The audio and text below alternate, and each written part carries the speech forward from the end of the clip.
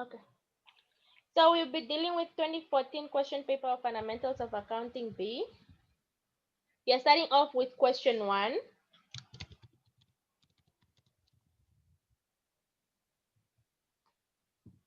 So in question 1, we are given of information belonging to Theos Traders for the year ended 31 December 2013. And out of those information, we are required to draw up our rent account as well as our purchases amounts. So firstly, we were given opening balances and closing balances of some accounts, and we're also given a bank account, Theos bank account.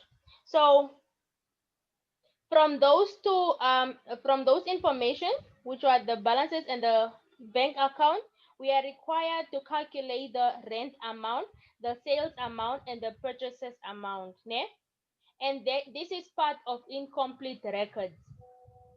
So this is part of incomplete records, and we know that when dealing with incomplete records, and we are asked to calculate our sales amount.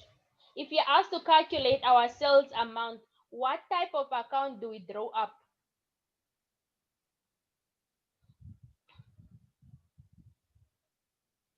Calculating sales amount in incomplete records, what type of account do we draw up in order to calculate our sales amount?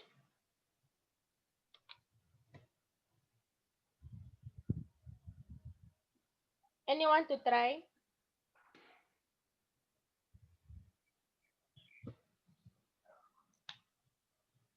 What type of account do we draw up in order to calculate our sales amount in incomplete records? When you're asked to calculate our sales amount, what do we draw up?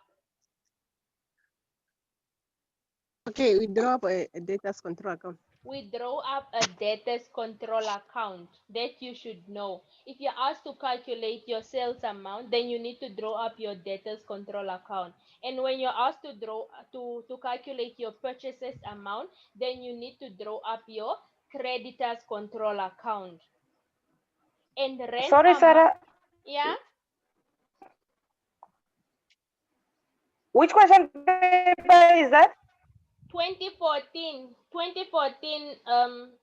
normal exam paper. I sent it on the group on Wednesday.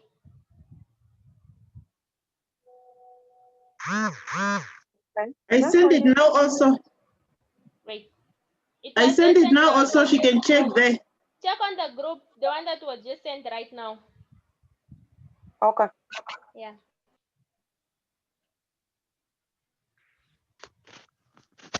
Okay. So we said that calculating our sales amount, we need to draw up a debtors control account, and calculating our purchases amount, we need to draw up a creditors control account.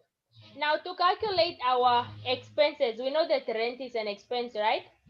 We said that whenever we have accruals or prepayments at expenses, we need to draw up a T account or a ledger account for that expense in order to calculate the total amount that belongs to the current financial period.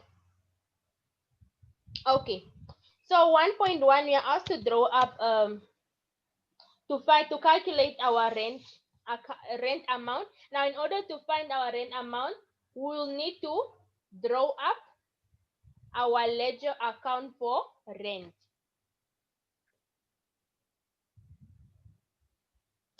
So I'm quickly drawing up rent ledger account. Oh, not responding. One of my PC today.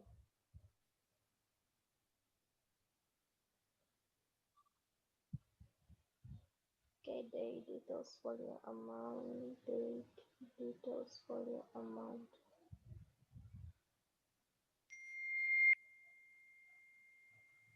Okay, so this is a ledger account of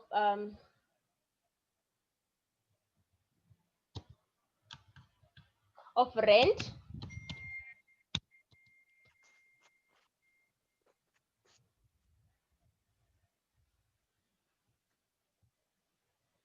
So we have date, details, folio, and then the amount, and then the date,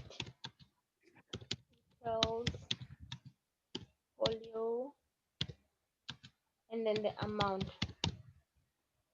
Okay, so this is a ledger account.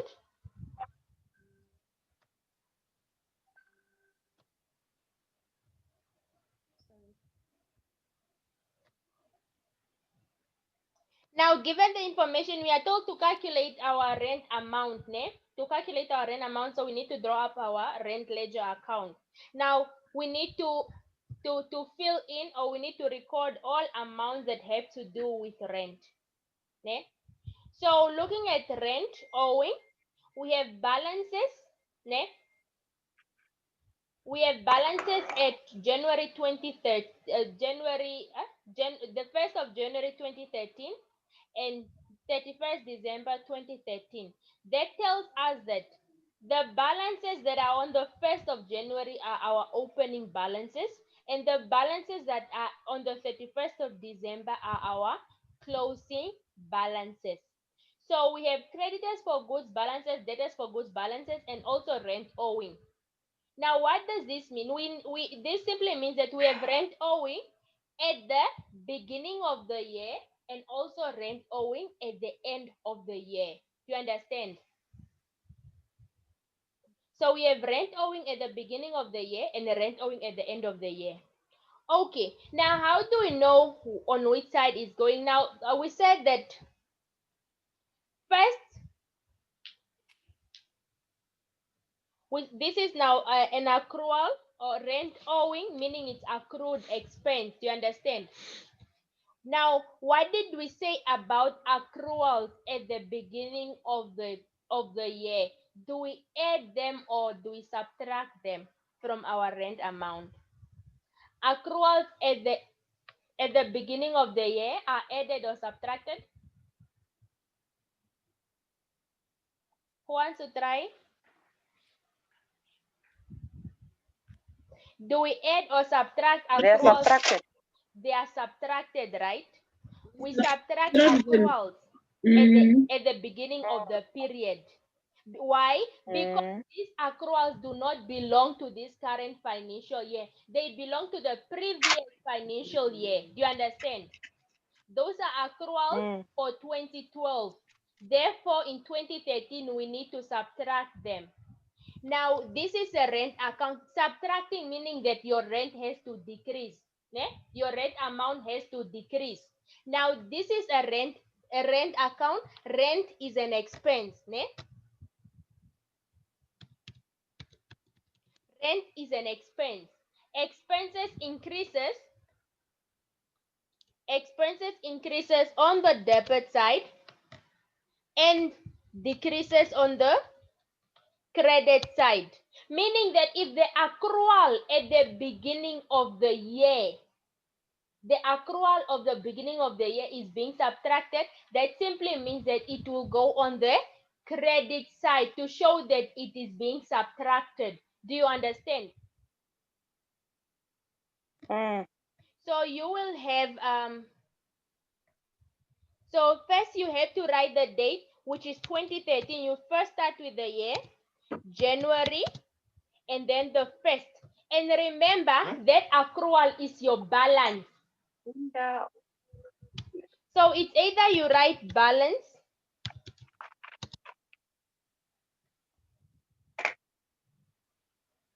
brought down of how much? So our balance brought down is 1,500. Okay. And then from there, we have accruals at the end of the year. Or before we go to accruals before we go to information at the end of the year, let's see if did we pay any rent during the year. Now you have to, now after writing your opening balance, now you go to your information, to your bank account, then you ask yourself, did we pay any rent? Now, looking at the information given, we paid rent for 6,500. And we say that whenever we pay for expenses, expenses do not decrease. And the reason why this expense is decreasing, it's not necessarily decreasing. We just want to remove the 1,500 from the amount that we received this year. Remember, we said that not received, but the amount that we paid. Remember, we said that in total, we paid 6,500. Do you understand? Meaning that the accrual for last year, there is no way you will pay electricity this month, leaving next month, leaving the previous month behind. So for you to pay electricity this month, or water, for you to pay your water this month, obviously you shouldn't have months behind. You have to start from the previous month. Do you understand? The same applies to rent. Rent, you had at the beginning of the year, you had the rent owing of 1,500 that belongs to the previous year. Now you are told that during the year we paid rent 6,500. And what did we say about expenses? Expenses do not decrease. So our expenses do not decrease, and that's why whenever we pay for an expense, it goes on the debit side. Whenever you pay for an expense, it goes on the debit side. So you will have bank. The form of payment is either cash or bank, but in this case, this is a bank account, meaning that the form of payment was through the bank of 6,500. Oh, what am I writing? 6,500, and then the date. This information were given at the end of the period. So your opening balance is the only balance that will be on the first day of the year, at the beginning of the year. The rest of the transaction will be on the last day of the year, of the financial period. And the last day is December the 31st. Do we understand?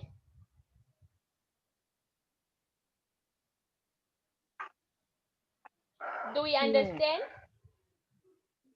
Please, if you do not understand, just let me know so I maybe repeat or something.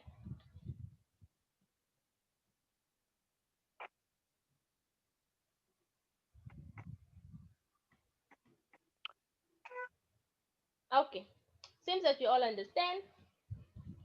So now that we have, we wrote down our opening balance, which is rent accrued for the previous year, and we say that because rent accrued is for the previous year, it should be subtracted.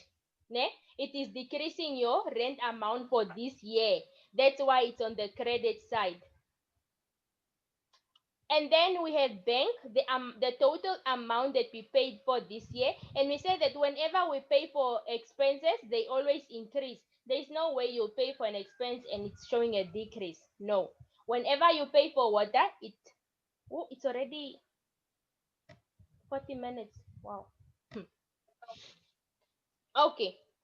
And then we move on. We have a closing balance of rent. Ne?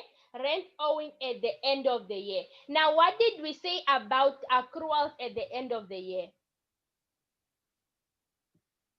What did we say about accruals at the end of the year? They are added. Accrual. So accruals at the end of the year, they are added, and that's why we will have our balance. Remember, this is also a balance. So we have our balance carried down of 800.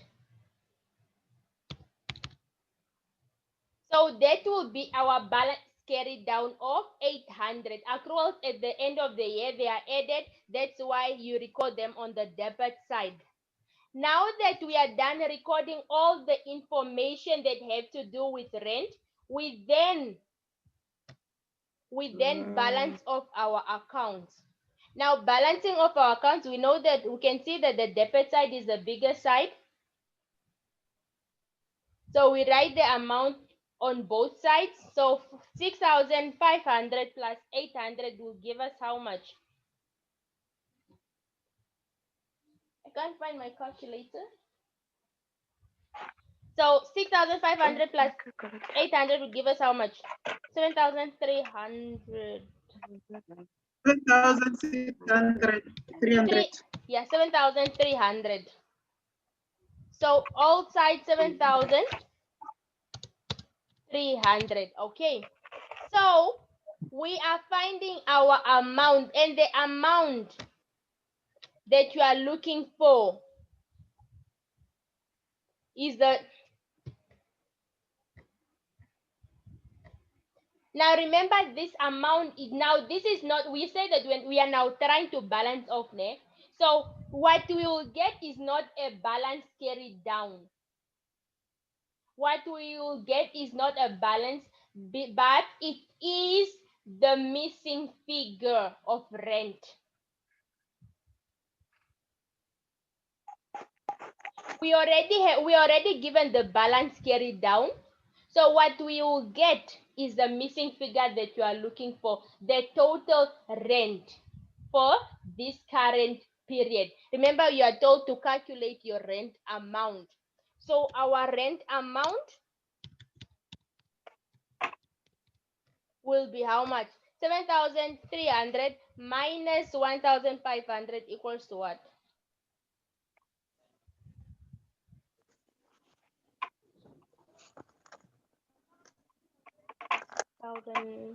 5,800. So we have 5,800. So the 5,800 is the amount, the total amount of rent that belongs to this current financial period. And if you feel like this will confuse you, drawing up a ledger account will confuse you, ne? There is another way. If you feel like drawing up a ledger account will confuse you, you just take your rent amount, the total rent amount that you paid for is 6,500, ne? So you paid 6,500, and we said you subtract your opening accrual, ne? We said rent at the beginning of the year is subtracted. So 6,500 minus 1,500, and then you add your accrual at the beginning, at the end of the year, plus 800, and then you get your amount. I'm sure you will get the same amount of 5,800. You understand? As easy as that. So if you feel like but in the reason why I drew up the ledger account is because sometimes you can be asked to draw up a ledger account, ne? So if I just teach you this format of calculating without drawing up a ledger account, then it will be very difficult for you to draw up a ledger account in cases where you are told to draw up a ledger account. But in this case, since you are not told to draw up a ledger account, you can even do it in this way. Just calculating without, for as long as you show your calculations, calculating without drawing up a ledger account. Do you understand?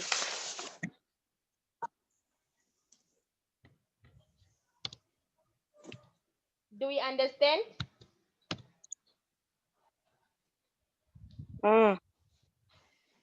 Okay, so the next one is our sales amount. We said that calculating sales amount, you will need to draw up a debtors control account.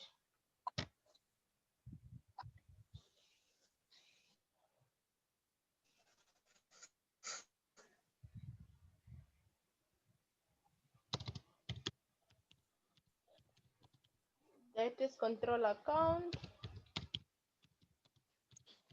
1, 2, 3.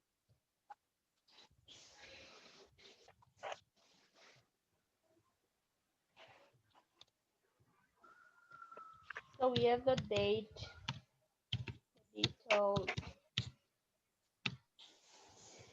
volume, the amount.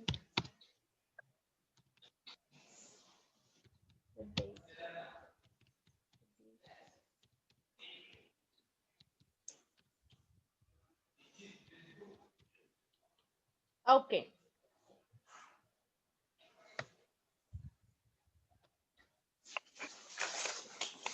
So drawing up a debtors control account, we have to find our sales amount. You need to draw up a debtors control account. Now we are given an opening balance. We are given opening balance and closing balance of our debtors control account, ne? Of our debtors.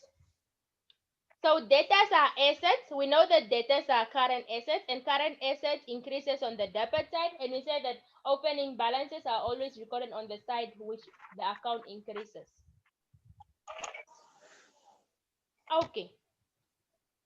So the opening balance is 2013, January the 1st. So we have balance brought down.